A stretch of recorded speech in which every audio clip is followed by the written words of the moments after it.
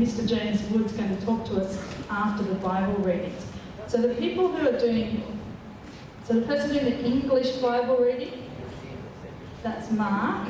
Would you like to come up here or would you like to read it?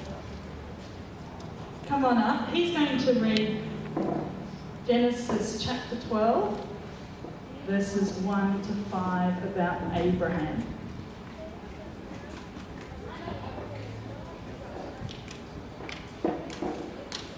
Call him Abraham. He's not Abraham yet, he's Abraham. Here, of course, I'm changing his name to Abraham. The Lord has said to Abraham, go from your country, your people, and your father's household, to the land I will show you. I'll make you a great nation, and I will bless you. I'll make your name great, and you will be a blessing. I will bless those who bless you. No one curses you, I will curse. And all peoples on earth, will be blessed through you. Abram went as the Lord has told him, and the Lord went with him. Abraham was 75 years old when he set out from Haran. He took his wife, Sarai, his nephew Lot, all the possessions they had, and the people there had prayed in Haran, and they set out for the land of Canaan, and they arrived there. And we're going to have the reading in Creole as well. This is Jennifer reading the Creole Bible.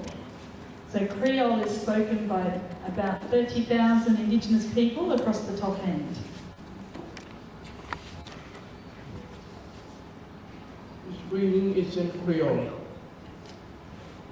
Well, one day Yahweh, the true God, will talk about Abram.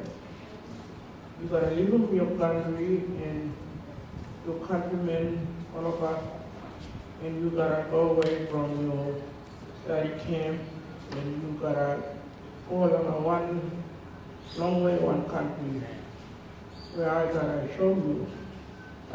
And now, I'm gonna make you grandfather from a biggest one tribe, and I gotta keep on getting kind of you. And one of people gotta put Pinji, Magi, I'm gonna make you name Haibala. And if anybody bringing you Nukut Palaway, well, I gotta name back him Nukut Palaway. And if anybody put Palaway, Langayu, I'm gonna pay him back in good Palaway. And for you now, I gotta make him on a tribe, Langa, every country, probably good Fiji, Langa Jet Nan Board in talk.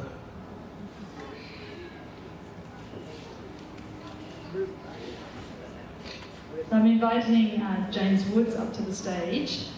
James is a church and community leader at Europunga, a remote community about 600 kilometres from Darwin, and if you have very good eyesight, the kids at the front might be able to see Europunga on the map. He now lives in Darwin working as a teacher at Nungalinya College. James's first language is Vitarangu.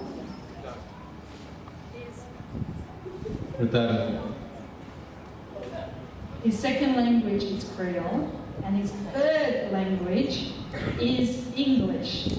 So today he's going to give us a talk in his third language. That's pretty cool.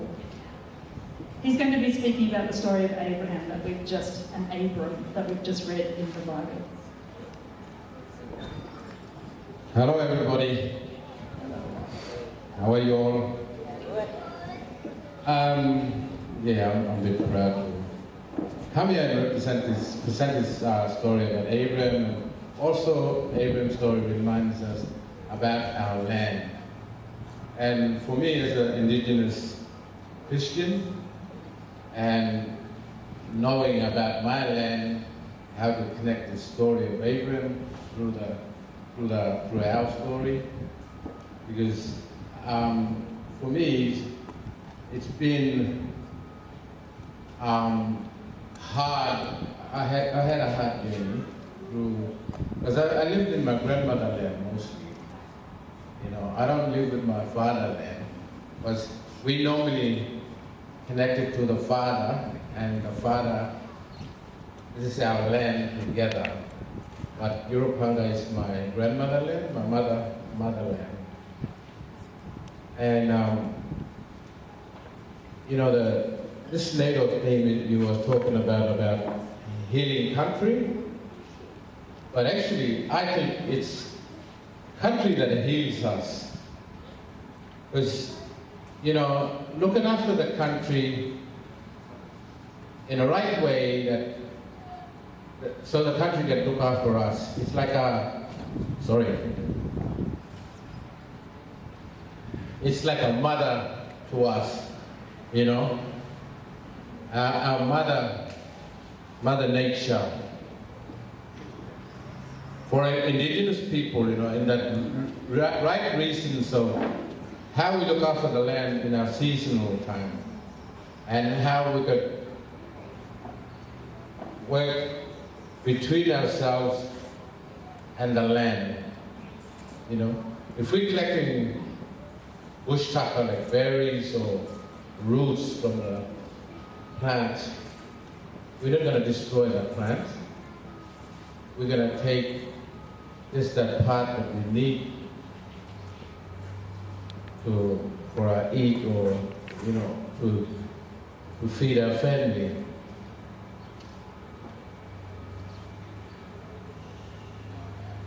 And this land, a country that we're talking about, that shows us our identity, who we are, and who we connected to.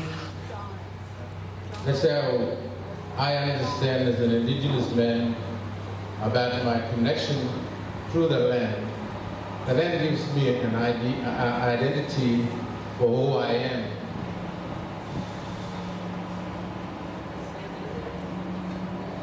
You know, where God said to Abram about, go to this land I'm going to give you. I can give you this land. Leave your country where your father lived and go to this land I'm going to give you. And to us, for our land, God gave us our land. And He gave us the authority to look after the land. This is our work, where we look at, I look at my connection through our Bible, about my connection to the land. And I chose Abram because it's a story about the land that God gave Abram. You know, we sometimes move from place to place. Now I'm in Darwin, and I don't have any family, but I can still feel in our spirit that this land is an indigenous land, so the Larry people that we give our knowledge to, you know. And for me, living in Darwin, I don't have any family where I'm living now, but I do have family through my Christianity, you know, through where God accepted me as His children. And in our Christian life, we have our identity through Christ, that we are one family, God's family.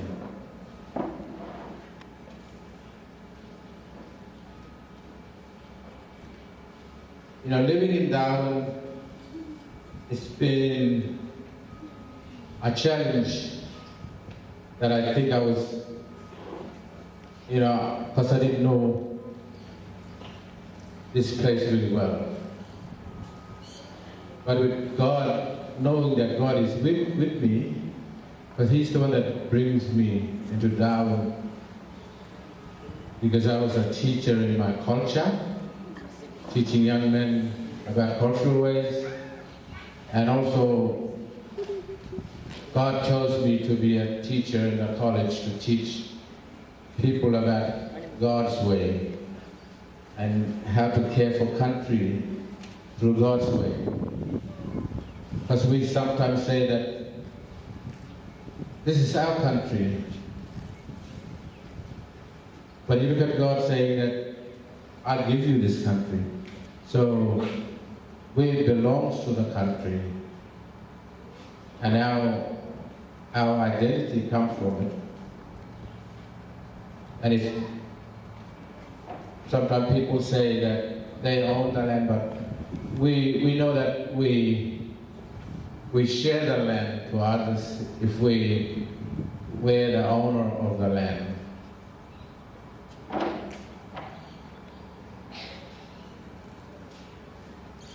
When I became, a Christian, when God called me to serve Him, to do His work as a teacher in our culture, well, God gives me more a picture of connecting our culture through the gospel and a lot of the Old Testament story that connects to our ways and our cultural ways. And sometimes we know that where God gave us His country, we are now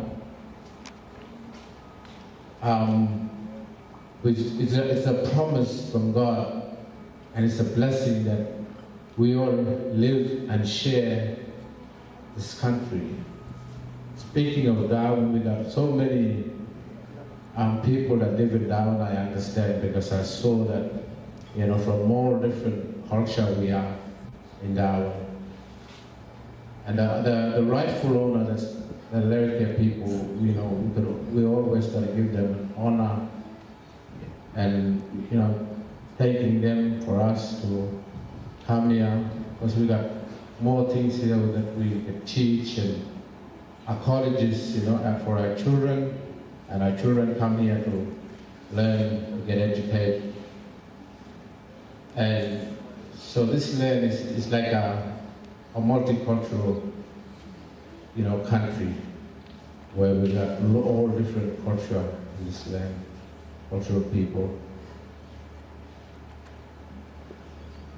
Because of my identity through Christ, I often think of how we connected, in which color, which race, how we connected when because Jesus Christ brings us together as our whole body of God, really. And it's helped us to understand that how we could connect ourselves. Because through our culture, we understand that I can connect myself through another indigenous person through my skinship and the skin name and what tribe they come from. And they could tell me, well, I come from, this country, and this is my tribe. See, the country gives us that identity to who we are and how we can relate that to another person, another indigenous person. Or it's easy for me to say that I come from Yoruba, but Yoruba is not my country. It's belonged to my grandmother, my mother land. And I'm the older grandson of that land. And we got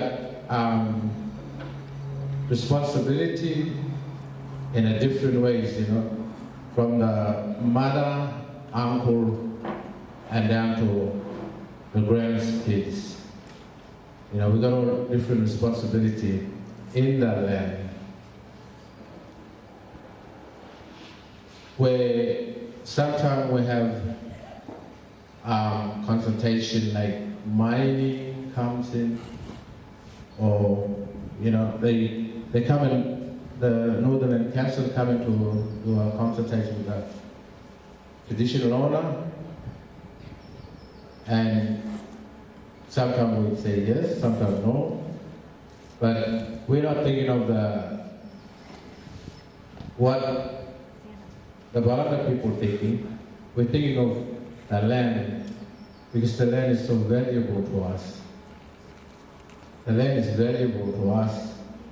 It's part of our knowledge and understanding how we teach our kids through our culture, through the land. And also, it gives us a background of the way that we ancestors were living, and it's been there for so many years, yeah. And the land will be still there, no matter some of the people that, you know, some of them now passing, and new one emerging. So we gotta, in our culture, we're just teaching our kids more of the land and more who they are and where they come from, especially. You know, for me, I have son in the college here, and you know, he knows who he is.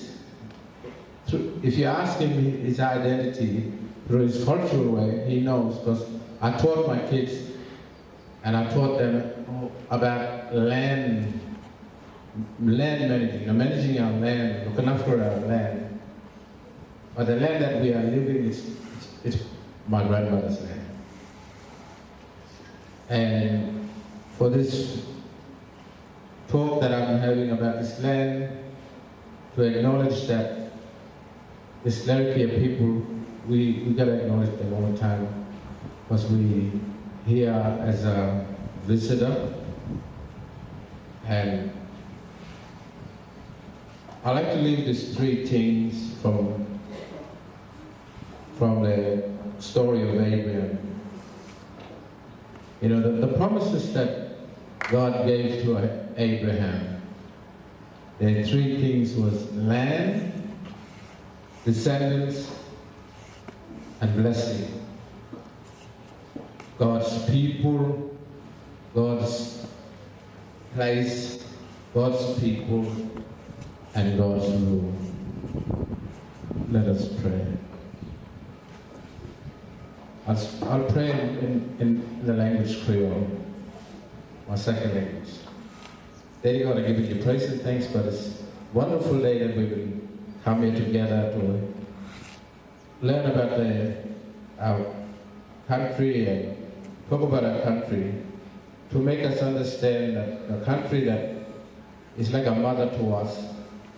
Daddy God, I give you thanks for all these teachers and all the students, the kids, and Asma from Nungalinya that we came to join with them to acknowledge that who we are and our background.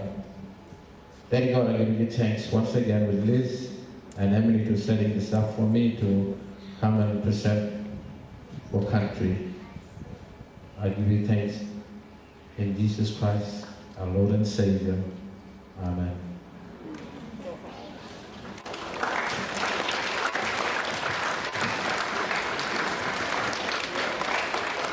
Thank you so much, James.